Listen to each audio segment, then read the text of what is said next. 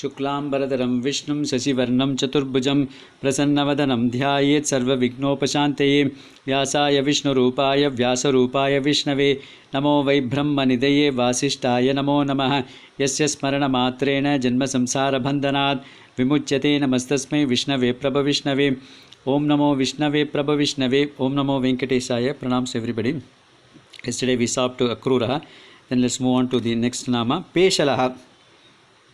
So, Karmana, Manasa, Vacha, Vapusha, Va Shobhanatvat Peshalaha. That means by his actions, by his speech, by his words, and by his Rupam, he is so beautiful. By all these things, you know, the body is beautiful, his words are beautiful, his qualities are beautiful, his actions are beautiful, and therefore he is called as Peshalaha. Other meaning is, you know, Bhagavan, when he came to this, Parasara Bhatta refers to this, the few next Jamas about this Bhagavan's Gajendra Moksham. What is this Gajendra Moksham story? I'll just briefly tell you this Gajendra Moksham story. There was once a king called Indradyumna. He was a Pandya king. He was meditating in somewhere near Kritamala, that is on the banks of Vaigai river. So at that time, this Agastya Muni happened to pass through that way. So since Bhagavan, he was in meditation, he didn't notice that Agastya Muni was coming there, and therefore he didn't do the proper honors that was required of the rishis to be done. Therefore the Agastya Muni got upset with him, and therefore he cursed him, saying that since you are such a haughty person, you will become an elephant in your next birth. That's what the curse he gave. So now everybody will get a doubt, you know, this person was only doing a good job meditating upon the Bhagavan. Why is it that he's got a curse? That's the question arises. Now, in fact, all these curses, so seemingly, externally they seem to be a curse, but then internally they are only a blessing. Because this Indradyumna had some kind of a tamasic tendencies in his mind. So that need to be, you know, overcome. That need to be eradicated. Then only he can get moksha. So tamasic tendencies, the best way to get rid of this tamasic tendencies is the body of an elephant. And therefore Bhagavan, therefore Agastya, although what appears to be a curse is a blessing for him. So in the next birth he took the form of an elephant. Because of his previous karmas, he became the king. He was the king of that elephant. So that's why he's called Gajendra, Gaja Indra, the king of the elephants. So he was residing at a place called Trikuta, where he was residing with all his, you know, these companions and all those things, with his kith and kin. So one day, because of his previous vasanas, he was, you know, every day picking up a lotus flower from a pond and then offering it to Bhagavan. That was his everyday duty. So one day while he was going there, he was being caught by caught by a crocodile in that pond. Now this crocodile itself was a Gandharva by name Huhu. So he was playing with this, you know, rishis. When the rishis were doing this rites, I mean RITES, that is, they're doing this anushtanas in this water, in the river. He used to go there and then, you know, they just pull their feet or something like that. So the rishis cursed him, saying that since you are doing like this, you will become a crocodile or something like that. So then this man was born as a crocodile, and he was pulling this elephant's leg. And then the elephant tried to remove it, tried to save himself. Then he called all his, you know, kith and kin. They tried to pull him, but nothing happened. Finally, he remembered about the Lord, and therefore he prays to the Lord. Then there is a famous Gajendra Suti you find in Srimad Bhagavatam. So where he is addressing him as this Nirguna Rupam. That is what he addressed Bhagavan. Akila Karanaya, Adbhuta Karanaya, Sarva Karanaya. That means he is the Akila Karanaya, Adbhuta Karanaya, Agraja Karanaya. He is the first cause, he is the beautiful cause, he is the wonderful cause, he is the all cause. So that's what he was addressing Bhagavan. And then immediately the Bhagavan, when he heard about it, then he immediately started rushing from Vaikunta. In fact, Bhagavatam says that his Uttariya, that means his upper cloth was getting disarrayed, but he was not worried about that, and he was immediately rushed from there on Garuda's back, and then came to this pond immediately in a few fraction of a second. Then he threw his discus or this Sudarsana Chakra on that crocodile, and then the crocodile's head was cut, and therefore immediately his shapam was removed. Then he became, so this Gandharva had his shapa removed, and therefore he became, this crocodile shapa was removed, and he became a Gandharva Huhu, and then praised Bhagavan, and then went off.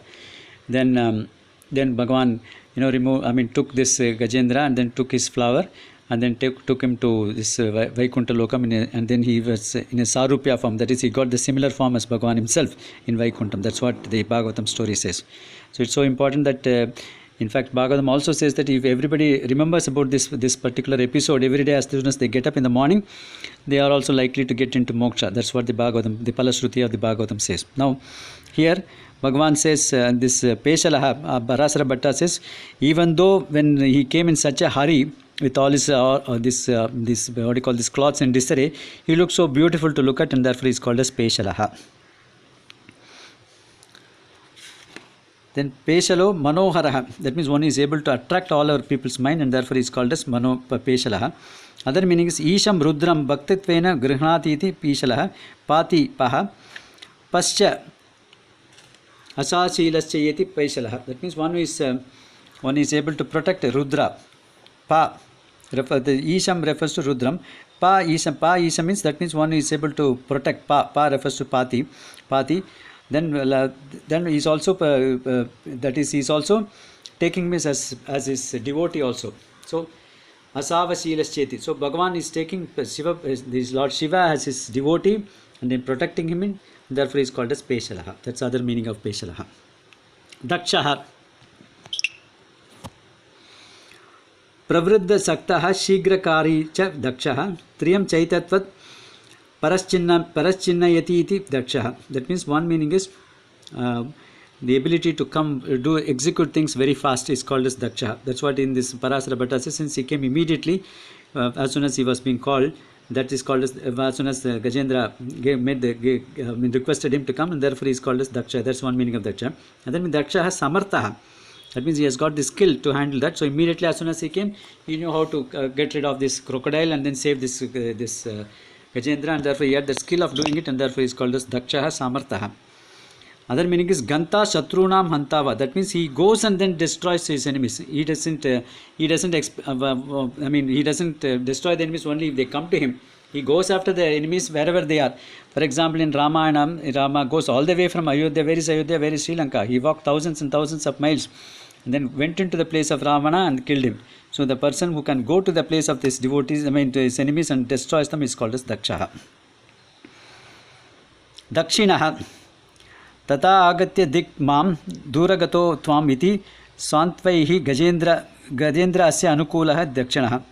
That means one after as soon as he came into the into this Gajendra's place, that is in that pond where he was being pulled by this elephant, this crocodile, then he then cajoled him and then said that I have come already, so I don't worry about that, I will save you. That's what he is saying, and therefore he is called as Dakshinaha.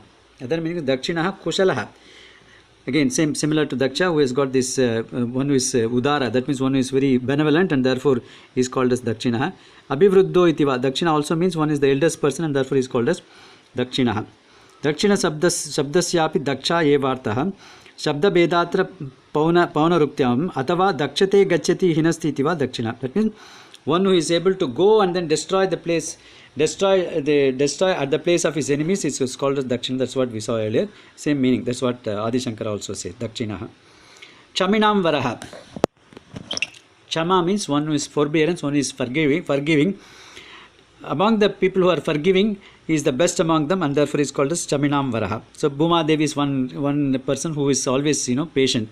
She always puts up with all kind of this kind of disturbances that people cause to her, and therefore is called as the Chaminam Varaha. That means one who is people who have got the forbearance, he is the greatest among them, and therefore is called as Chaminam Varaha. Chamavatam yoginam prativyadinam bharadharakanam cha sreshta iti Chaminam Varaha. As I told you, like all these various yogis, the Sadgunas, the Sajjanas, Bhuma Devi, all of them they are good at forgiving things, and Bhagavan is the greatest among them, and therefore is called as Chaminam Varaha. Tad darshanena dhritatma Chaminam Varaha. That means one who is able to, as soon as he saw the Gajendra, therefore immediately then he got himself in a relaxed mood. Till such time he was in such a hurry, and therefore is called as Chaminam Varaha. I think we'll stop with that. Om Namo Venkatesaya.